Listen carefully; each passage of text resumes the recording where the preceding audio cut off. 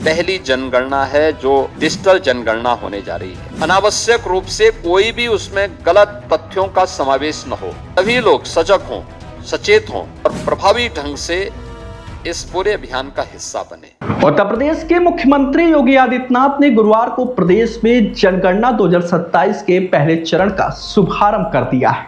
दरअसल मुख्यमंत्री आवास पर आयोजित कार्यक्रम में सीएम योगी ने हमारी जनगणना हमारा विकास की भावना के साथ मकान सूचीकरण एवं मकानों की गणना का औपचारिक उद्घाटन किया है। बता दें कि यह जनगणना न केवल उत्तर प्रदेश बल्कि पूरे देश के लिए मील का पत्थर साबित होने वाली है, क्योंकि यह पहली बार पूरी तरह डिजिटल माध्यम से हो रही है। इस मौके पर यूपी के मुख्यमंत्री योगी आदित्यनाथ ने कहा कि जनगणना केवल लोगों की गिनती नहीं है बल्कि समग्र समावेशी और सुनियोजित विकास की मजबूत नींव है। आज का युग डेटा आधारित निर्णयों का है। ऐसे में जनगणना से प्राप्त सटीक आंकड़े आधारभूत संरचना, शिक्षा, स्वास्थ्य, सामाजिक सुरक्षा और विभिन्न कल्याणकारी योजनाओं के बेहतर क्रियान्वयन में अहम भूमिका निभाएंगे, जिससे विकास की धारा में समाज का अंतिम व्यक्ति भी पूरी भागीदारी सुनिश्चित करेगा। उन्होंने आगे कहा कि प्रधानमंत्री नरेंद्र मोदी के मार्गदर्शन में देश में पहली बार डिजिटल जनगणना हो रही है।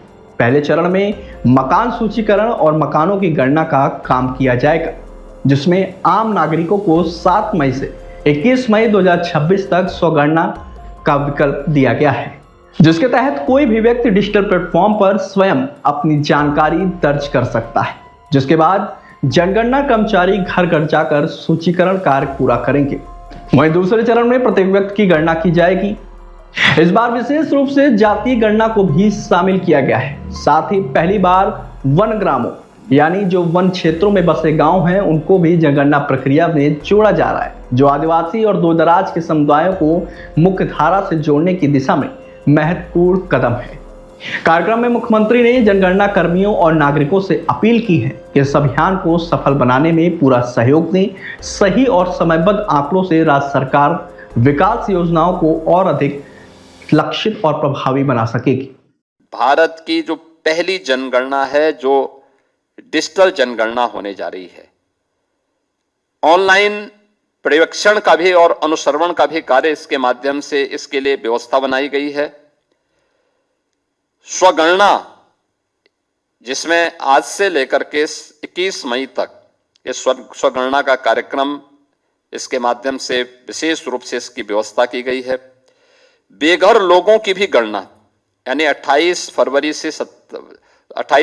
2027 को सूर्यास्त के बाद पूरे देश में एक साथ बेघर लोगों की भी गणना की जाएगी। एक बड़ा अभियान होगा। जनगणना के दौरान उच्च स्तर से जनप्रतिनिधियों और समाज के विशिष्ट जनों के लिए जनगणना का कार्य में सहयोग अत्यंत महत्वपूर्ण है और इस पूरे अभियान के साथ जुड़ करके हम अपने राष्ट्रीय कर्तव्यों का निर्वहन इस जनगणना के माध्यम से करें। जो भी जनगणना निदेशालय के द्वारा स्थानीय प्रशासन और इस पूरे अभियान के साथ जुड़े हुए कार्मिकों के साथ मिलकर के जो अभियान प्रारंभ किया गया है, आम जनमानस की भागीदारी भी उसमें उतनी ही महत्वपूर्ण है। वे सभी लोग सजग हों, सचेत हों और प्रभावी ढंग से इस पूरे अभियान का हिस्सा बने। प्रयास होना चाहिए कि एक व्यक्ति अपनी जनगणना एक ही जगह करवाए, 10 जगह नहीं। अनावश्यक रूप से कोई भी उसमें गलत तथ्यों का समावेश न हो। सही तथ्य और सही जानकारी हमें वास्तव में राष्ट्र के प्रति हमारे उत्तरदायित्वों के निर्वहन के प्रति एक नागरिक कर्तव्य के रूप में हमें हमारी जिम्मेदारियों का एहसास कराएगा और हमें उसका पार्ट बनना है।